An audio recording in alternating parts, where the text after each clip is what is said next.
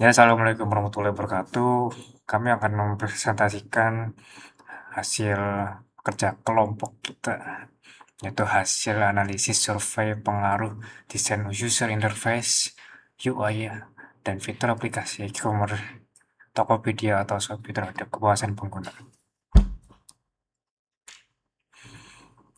Dan kelompok kami beranggotakan 5 orang. Yang pertama Devina Artemisia, kedua Fahmi Abdillah, ketiga Fatul Reza Maidana, keempat Muhammad Agusta Permana, kelima Sandy Farel Ardanis.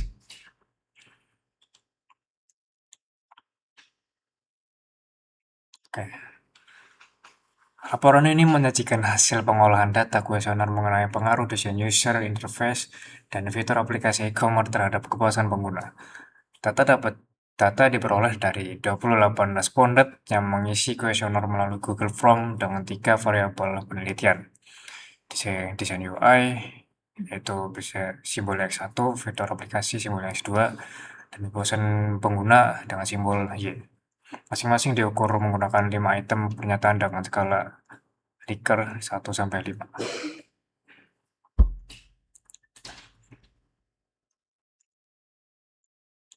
Yang pertama, kita akan fokus pada uji validitas.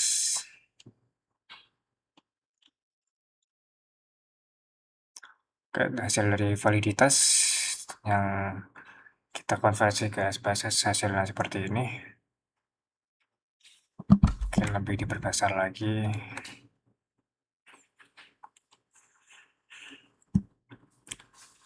Dan hasil uji validitas variabel X1 atau desain UI. Seluruh item pada variabel X1 dinyatakan valid karena nilai R hitung lebih besar dari R tabel 0,3739. Itu lebih besar.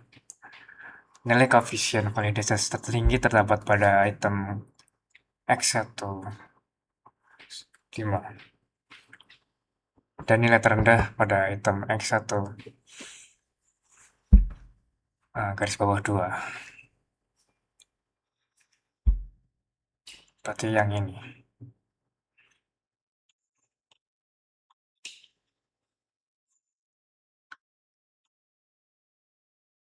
Oke, kita ke hasil uji.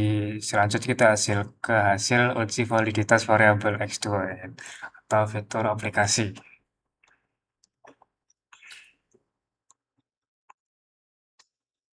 Dan ini hasil tabelnya yang kita konversi ke SPSS.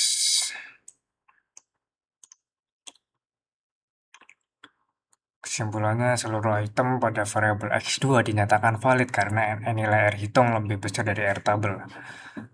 Nilai koefisien validitas tertinggi terhadap pada item X2 garis bawah 3 dan nilai terendah pada item 2 garis bawah 1. Selanjutnya ke hasil uji validitas variabel Y atau kepuasan pengguna.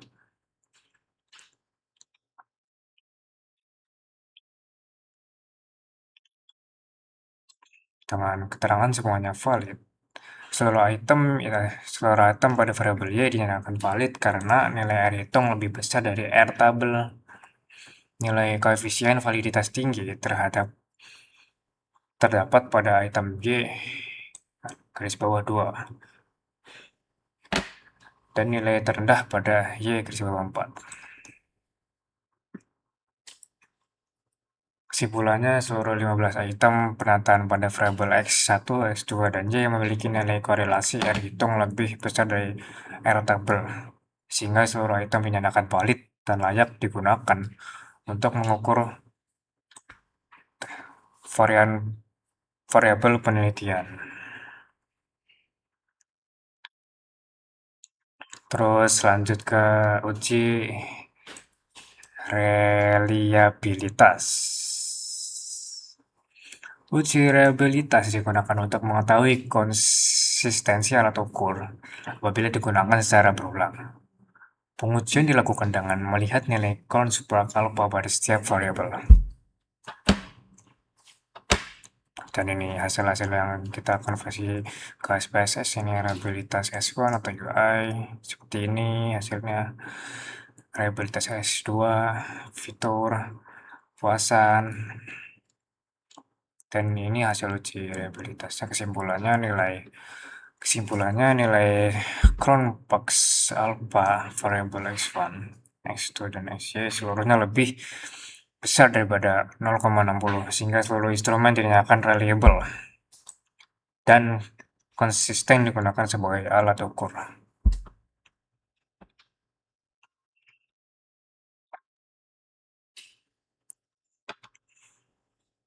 Terus lanjut ke uji asumsi klasik. Di dalamnya ada uji normalitas.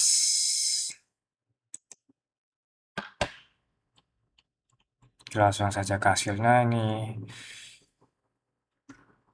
hasil dari SPSS-nya, uji normalitas.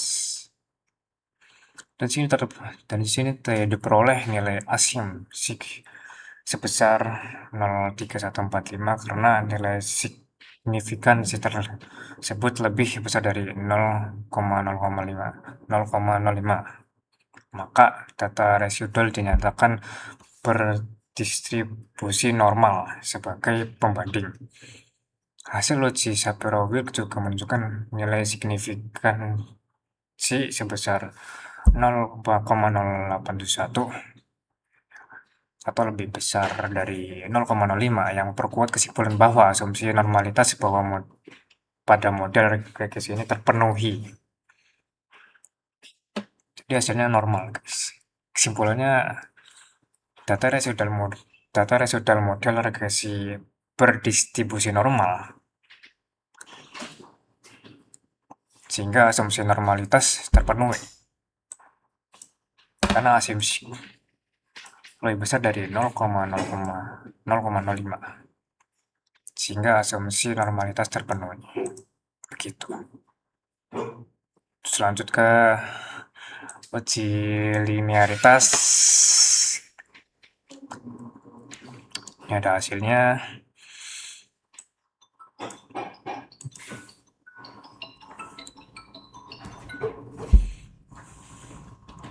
Berdasarkan hasil uji linearitas X1 terhadap Y, diperoleh nilai signifikansi deviation from linearity sebesar 0,2559. Karena nilai tersebut lebih besar dari 0,05, maka hubungan antara X1 dan Y bersifat linear. Pada bagian linearity diperoleh signifikansi sebesar 0,000 atau lebih kecil dari 0,05 yang menunjukkan adanya hubungan linear yang signifikan.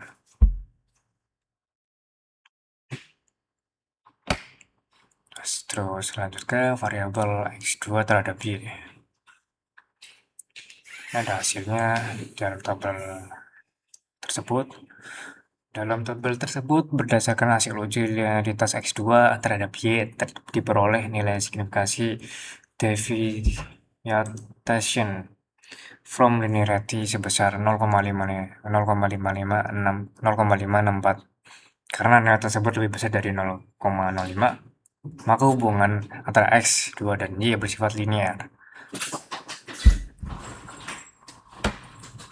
Yang menunjukkan adanya hubungan linear yang signifikan. Kesimpulannya, kedua variabel independen X1 dan X2 memiliki hubungan yang linear dengan variabel Y, karena nilai signifikan definition from linearity pada kedua variabel lebih besar dari 0,05. Itu pakai Oresmus. Selanjut ke uji heteroskedasitas. Dan ini hasil dari SPSS-nya.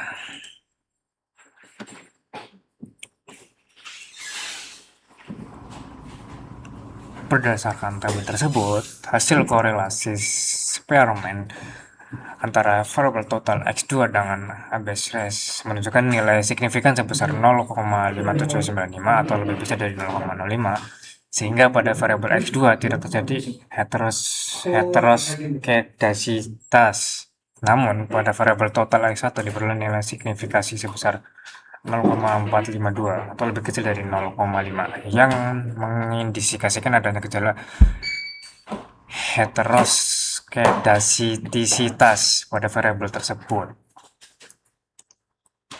Jadi pada kesimpulannya, variabel X2 tidak menunjukkan gejala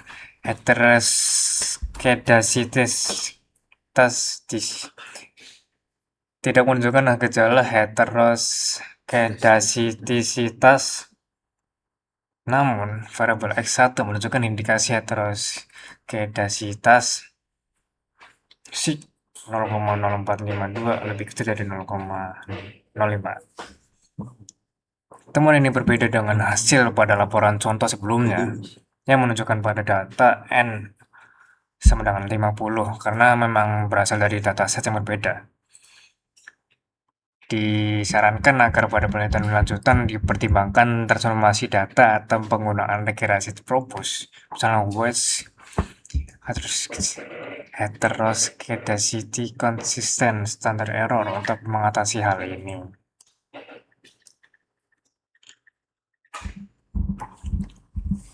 Selanjut ke uji multikolinearitas. Dan ini ada hasil tabelnya. Keterangan tidak terjadi multikolinearitas pada total X1 dan total X2. Dari tabel di atas, variabel total X1 dan total X2 memiliki nilai toleransi sebesar 0,324 dan nilai VIF sebesar 3,082. Nilai toleransi yang lebih besar dari 0,10 serta nilai VIF yang lebih kecil daripada 10 menunjukkan bahwa tidak terdapat gejala multikolinearitas pada model regenerasi. Pada model regresi. Jadi kesimpulannya tidak terjadi multikolinearitas antara variabel X1 dan X2. Sehingga asumsi non multikolinearitas terpenuhi. Terus selanjutnya yang keempat akan dijelaskan dengan teman saya yang satu ya. Jadi nilai konstanta sebesar 3,203 menunjukkan bahwa apabila variabel X1 dan X2 bernilai 0, maka nilainya diprediksi sebesar 3,203.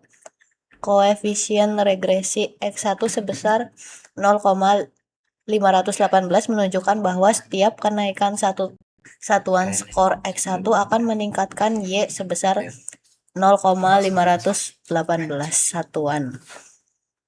Koefisien regresi X2 sebesar 0,334 menunjukkan bahwa setiap kenaikan satu satuan skor X2 akan meningkatkan Y sebesar 0,334 satuan.